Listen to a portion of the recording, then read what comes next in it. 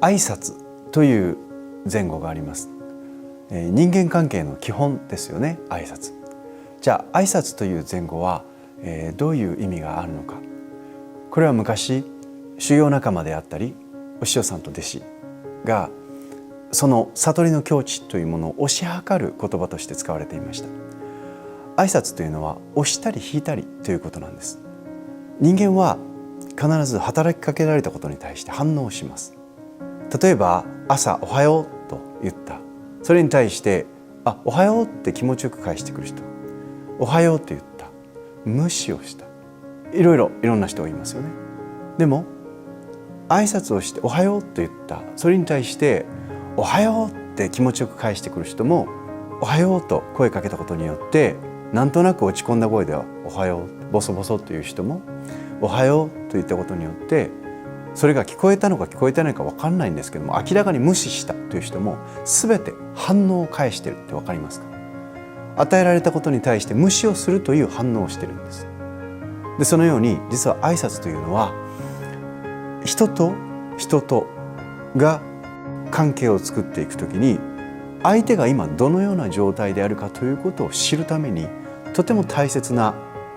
ボクシングで言えばジャブみたいなものなんですね。人間関係の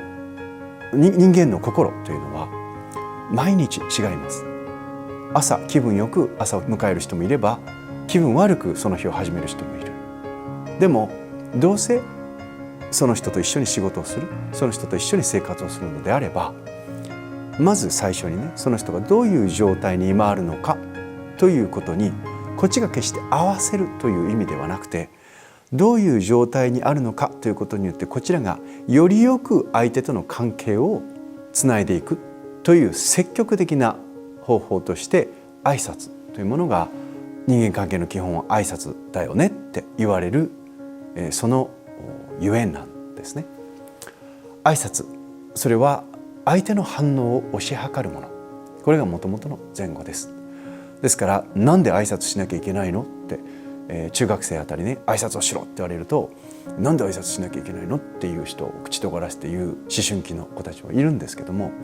なんで挨拶をしなければいけないのか、それは自分がより良い人間関係を作っていくのに有利だからです。例えば武道の稽古をしていると何度も何度も挨拶をします。私はずっと空手をやってるんですけども、空手は1時間の稽古の中、2時間の稽古の中で何度も挨拶をします。